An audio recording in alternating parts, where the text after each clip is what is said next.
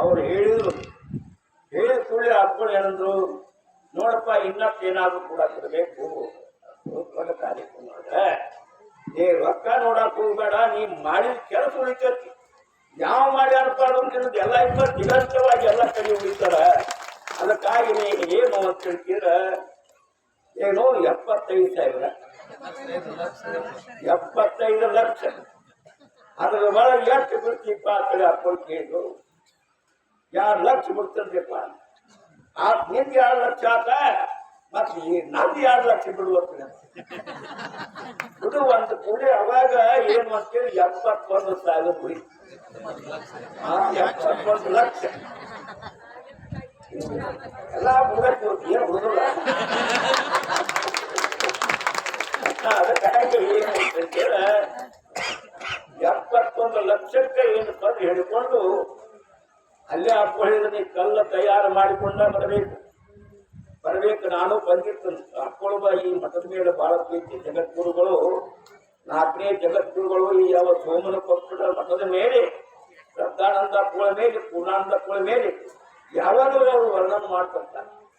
ಏನು ಅಂತೀರ ನೀವು ಸೋಮನ ಪಕ್ಷಕ್ಕೆ ಹೋಗ್ರಿ, ಅಲ್ಲಿ ಶಿವನಾಮ ಸಪ್ತಾಹ ಮಾತ್ರ ನಡೆದ 50 ವರ್ಷ ಯಾವತ್ತು ಈ ಪ್ರಕಾರವಾಗಿ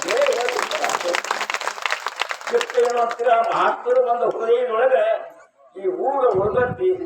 ಯಾಕಂದ್ರೆ ಜಗದ್ಗುರು ಪೂರ್ಣಾನಂದ ಆಗಲಿ, ಜಗದ್ಗುರು ಶ್ರದ್ಧಾನಂದ ಆಗಲಿ, ಅವ್ರೆಲ್ಲರೂ ಆ ಕೊಳವೆಯಲ್ಲಿ ಬಾಳುತ್ತಿ ಅಷ್ಟು ಪ್ರೀತಿಯಿಂದ ಇರ್ತಕ್ಕಂಥವ್ರು. ಮತ್ತೆ ಏನಪ್ಪ ಮಠನೂ ಕೂಡ ಭವ್ಯ ಆಗೈತಿ. ಇವೆಲ್ಲ ಏನಪ್ಪ ಅಂದ್ರೆ ನಿಮ್ಮ ಭಕ್ತಿ ಮೂಲಕವಾಗಿ ಹಿಂಗಾಗುವಂಥದ್ದಾಗಿದೆ. ಬಹಳ ಸಂತೋಷ. ಅದಕ್ಕಾಗಿ ಇಲ್ಲಿ ಏನ್ ಮಾಡಬೇಕು ಅಂದ್ರೆ ಜಪ ನಡೀಬೇಕು ಯಾವಾಗಲೂ. ಈಗಂತೂ 50 ವರ್ಷ 55 ವರ್ಷ ನೀವು ಮಾಡಿಕೊಂಡು ಬರಕತ್ತೀರಿ. ಮತ್ತೆ ದೇವಿ ಪುರಾಣ ಪಾರಾಯಣ ಹೇಳ್ತಕ್ಕಂಥದ್ದು ಮಾಡ್ಬೇಕು. ಈಗ ನಮ್ಮ ಗುರುಗಳು 1 ತಿಂಗಳ ಪರ್ಯಂತರವಾಗಿ ಒಟ್ಟು ಕಂಠಪಾಠ ಅವರಿಗೆ ಎಲ್ಲ ಗುಡಿಗಳದಾವ, ಒಟ್ಟು ಕಂಠಪಾಠ ಹೇಳುವಂಥವ್ರಾಗಿದ್ದಾರೆ. ಅಲ್ಲೇ ಕುಂತ ಗ್ರಂಥನ ಮುಚ್ಚಿರ್ತಾರೆ. ಅವರು ಮುಚ್ಚಿ ಈ ರೀತಿಯಿಂದ ಇರ್ಕೊಂಡು ಉಪದೇಶ ಮಾಡುವಂಥವ್ರಾಗಿದ್ದಾರೆ. ಬಹಳ ಸಂತೋಷ. ಇಂಥ ಮಹಾತ್ಮರ ಕಂಡ ನಮಗೆ ಆನಂದ. ಅದಕ್ಕಾಗಿ ಅಂತ ಯಾವ ದಿವ್ಯ ಸ್ಥಿತಿ ತಿಳಿಸ್ಯಾರು. ಆಗ ಮುಂದೆ ಏನಪ್ಪ ಅಂದ್ರೆ ನೀವು ಒಟ್ಟು ಪರಬ್ರಹ್ಮ ಸ್ವರೂಪರು ಇದ್ದೀರಿ. ನಿಮಗೆ ದುಃಖ ಇಲ್ಲಿ ಯಾವ ದೇಹಾದಿ ಇವೆಲ್ಲ ಪ್ರಪಂಚ ಇದೆ ಅಷ್ಟು ಮೆಚ್ಚೆ. ಇವೆಲ್ಲ ಸಕಲ ದೇಹಗಳಿದಾವರೆ. ಸ್ವಭಾವತಾನಾಶ, ಆಶ್ರಯಿತಾನಾಶ ಮತ್ತು ಪರತಾನಾಶ ಈ ಪ್ರಕಾರವಾಗಿ 3 ನಾಶಗಳಿರ್ತಾವೆ. ಈ ಯಾವ ದೇಹ ಅನ್ನತಕ್ಕಂಥದ್ದು ಇದು ಸ್ವಭಾವತಾನಾಶ. ಹೊಲದಾಗ ಒಂದು ಮಾವಿನ ಫಲ ಚಲೋ ಮಾವಿನ ಹಣ್ಣೆತ್ತು ಅವ್ರು ಭತ್ತ ತೆಗೆದಿಟ್ಟಿದ್ರು, ಬೀಜ ಮಾಡಬೇಕಂತ ತಿಳ್ಕೊಂಡು ಒಂದು ಹೊಲದೊಳಗೆ ಊರಿದ ಕೂಡ ನೀರು ಹಾಕಿ ಗೊಬ್ಬರ ಹಾಕಿ ತಯಾರು ಮಾಡಿದ್ವಿ. ಸ್ವಾಭಾವಿಕವಾಗಿ ಅದೇನು ಫಲ ಬೆಳೆ ಹೊಡೆದ ಮುಂದೇನು ಆಗ್ತದ ಏನು ಯಾಡಿಗೇನು ಮತ್ತೆ ಮಳ ಹಂಗ ಬೆಳ್ಕೊಂತ ಸ್ವಾಭಾವಿಕವಾಗಿ ಬೆಳ್ಕೊಂತ ಬಂದು ಮುಂದೆ ಏನ್ ಮಾಡ್ತಿಪ್ಪ 50 ಕೋಟಿ ಗಟ್ಟಲೆ ಬೆಳೆದು ಏನ್ ಮಾಡ್ತಂದ್ರೆ ಹಣ್ಣು ಕೊಡ್ತಾರೆ. ಮೊದಲು ಏನಾದ್ರು ಹೂ ಬಿಟ್ಟು ಬಿಡಿ ಬಿಟ್ಟು ಏನಪ್ಪ ಅಂತೀರ ಮತ್ತೆ ಒಳ್ಳೆ ಉಪ್ಪಿನಕಾಯಿ ಹಾಕೊಂಡಾರು. ಮುಂದೆ ದೊಡ್ಡವಾಗಿ ಪಾಡಾಗಿ ಚೀಕರಣಿ ಮಾಡ ನಿಮ್ಗೆ ಎಲ್ಲ ಮಂದಿ ಚೀಕರಣಿ ಹೊಡಿತು ನಿಮ್ಗೆ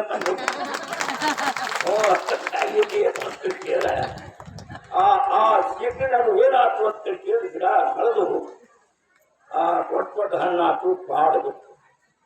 ಪಾಡಂದ್ರೆ ಅಲ್ಲೇ ಸ್ವಲ್ಪ ಹಣ್ಣಾಗಿರ್ತತಿ. ಅದು ಹಾಡು ಕೂಡಲೇ ಅದಕ್ಕೊಂದು ಇದನ್ನು ಮಾಡಿರ್ತಾನೆ. ಅದ್ರೊಳಗೆ ಹಾಕಿ ತಕ್ಕೋತಾರೆ ಹಣ್ಣಿಗೆ ಕಟ್ಕತ್ತವ. ಅದು ತಕ್ಕೊಂಡು ತಂದು ಅದೆಲ್ಲ ಏನಪ್ಪಂದ್ರೆ ಅದಕ್ಕೆ ಮುಚ್ಚಿ ಏನು ಅಂತದ ಏನ್ ಮಾಡಿರ್ತಾರೆ ಅಡಿಗೆ ಹಾಕಿದ್ರು. ಅಡಿಗೆ ಹಾಕಿ ಎಲ್ಲ ಹಣ್ಣು ತಯಾರಾದ ಕೂಡಲೇ ಅವನ ಸೀಕರಣೆ ಮಾಡಿಕೊಂಡು ತಿಂದ್ರೆ ಬೇಸಿ. ಇದಕ್ಕೆ ಸ್ವಾಭಾವಿಕ ನಾಶ ತಾಲನ ಹಾಕಬೇಕು. ಗುಡಿ ಈ ಯಾವ ದೇಹ ಅನ್ನತಕ್ಕಂಥದ ತಾಯಿ ಹಟ್ಟಿ ಒಳಗೆ 9 ತಿಂಗಳ ಕುಂತ ಹೊರಗೆ ಬಂದ ಆಮೇಲೆ ವಿದ್ಯಾರ್ಥಿ ಕಲ್ಕೊಂಡು ಎತ್ತಿ ಮಾಡಿಕೊಂಡು 4 ಮಕ್ಕಳ ಹಡಿದು ಬಣಿಕೆ ಇರ್ತಾರೆ. ಮಕ್ಕಳಿಗೆ ಲಗ್ನ ಮಾಡಿ ಅವ್ರ ಕಡೆಗೆ ಬಡಿಸ್ಕೊಂಡ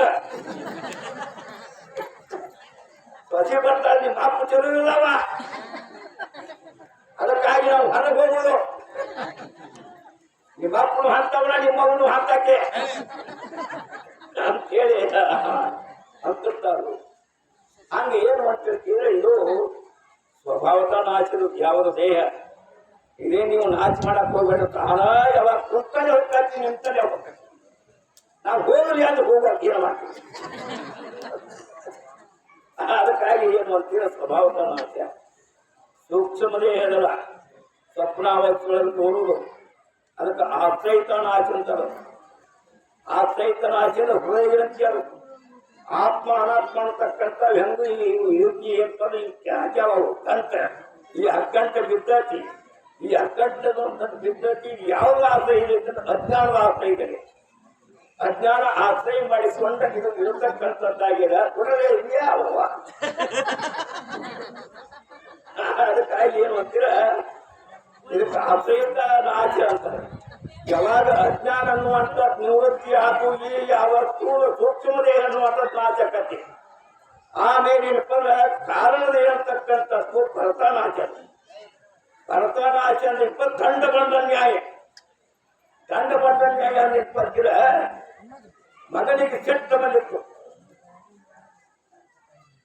ಯಾವ ಬಂದಪ್ಪ, ಅದಕ್ಕಾಗಿ ಏನು ಅಂತ ಕೇಳ ದಂಡ ಬಂಡ ನ್ಯಾಯ ಅಂತ.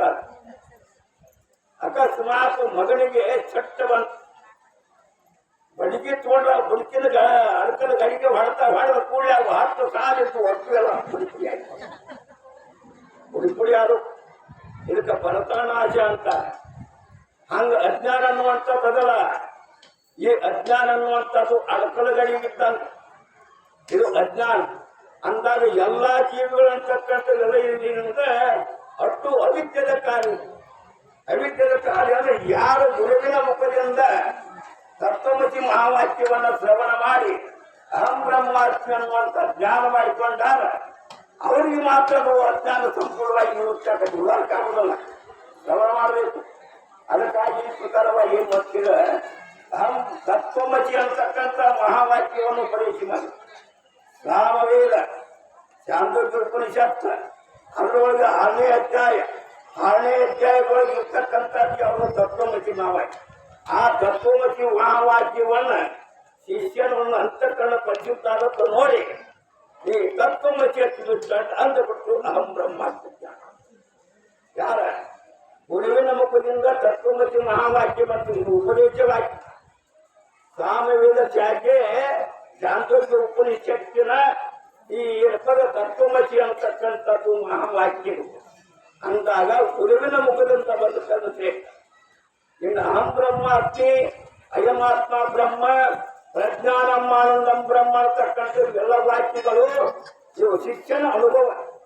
ಏಕಾಂತದಲ್ಲಿ ಕೂತಾಗ ಏನಂತಪ್ಪ, ಪ್ರಜ್ಞಾನಂ ಆನಂದಂ ಬ್ರಹ್ಮ, ಅಹಂ ಬ್ರಹ್ಮಾಸ್ಮಿ, ಅಯಮಾತ್ಮ ಬ್ರಹ್ಮಾಸ್ಮಿ ಪ್ರಕಾರವಾಗಿ ಹಿಂಗೆ ಉಪದೇಶ ಏನು ಅದು ಅರ್ತಿರ್ತಾರೆ. ಉದ್ದಾರ ತೆಗಿತಾರೆ ಯಾರು ಸಿಕ್ಕರು. ಹೆಂಗಿದೆ ಸಾಹುಕಾರ, ಏನೋ ದೊಡ್ಡ ಸಾಹುಕಾರ ಅಂತಲ್ಲ. ಈ ಎಲ್ಲ ಇಡೀ ಭಾರತ ದೇಶ ಅಂತಲ್ಲ, ನಾವು ಕಂಡ ಪೃಥ್ವಿಗೆ ನಾ ದೊಡ್ಡ ಸಾಹುಕಾರ ಇದ್ದು ಉದ್ದಾರ ತೆಗಿತಾನೆ. ಹಂಗೆ ನೆನಪದೆ ಅವರ ಶಿಷ್ಯನು ಅಖಂಡ ನಿರ್ಗುಣ ಪರಿಪೂರ್ಣವಾದ ಪರಬ್ರಹ್ಮ ಸ್ವರೂಪವೇ ನಾನೇ ತಿನ್ನುತ್ತಾರೆ ಉದ್ದಾರ. ಗಣ್ಯೋಹಂ ಅವಿಕಾರಿ ಹಂ ಅಸಂಗೋ ಅಕರ್ತ ನಿತ್ಯ ಮುಕ್ತ ಸತ್ಯಾನಂದ ಸ್ವರೂಪವೇ ನಾನು ಒಟ್ಟು ಈ ಪ್ರಕಾರವಾಗಿ ಹೀಗೆ ತಿಳ್ಕೊಂಡಿರ್ತಾರೋ ಮಹಾತ್ಮರು. ಇಂಥ ಒಂದು ಯಾವ ದಿವ್ಯ ಸ್ಥಿತಿ ಇಲ್ಲಿ ಅಪೂರ್ವ ಒಂದು ದಿವ್ಯ ಸನ್ನಿಧಿ ಒಳಗೆ ಈಗ ನಡ್ಕೊಂಡು ಬರುವಂಥದ್ದಾಗೈತಿ. ಅಪೂರ್ವ ಬಂದ್ರೆ ನಮಗೆ ಬಹಳ ಆನಂದ. ಎಲ್ಲ ಹೆಣ್ಪರು ಆನಂದದಿಂದ ಅವರು ಸಾಮಾನ್ಯರಲ್ಲ. ಜಗದ್ಗುರು ಅಭಿನವ ಶಿವಾನಂದ ಮಹಾಸ್ವಾಮಿಗಳು ಅನ್ನುವಂಥವ್ರು ಸಾಮಾನ್ಯರಲ್ಲ. ನಮ್ಮ ಪೀಠಕ್ಕೆ ಏನು ಬರ್ತೀರ ಅವರು ಬಂದದ್ದು ಬಹಳ ಚಲೋ. ಯಾವಾಗ ಕುಳ್ಕೊಂಡು ಬಂದಿರ್ತಾರೆ ಎಂದೂ ಅವ್ರ ಮುಖದಲ್ಲಿ ಅದು ಗಂಟು ಮುಖ ಇಲ್ಲ. ಅವ್ರು ಯಾವಾಗಲೂ ಹೊರಗೆ ಕುಂತಿರ್ತಾರೆ ಮತ್ತು ಒಳಗೆ.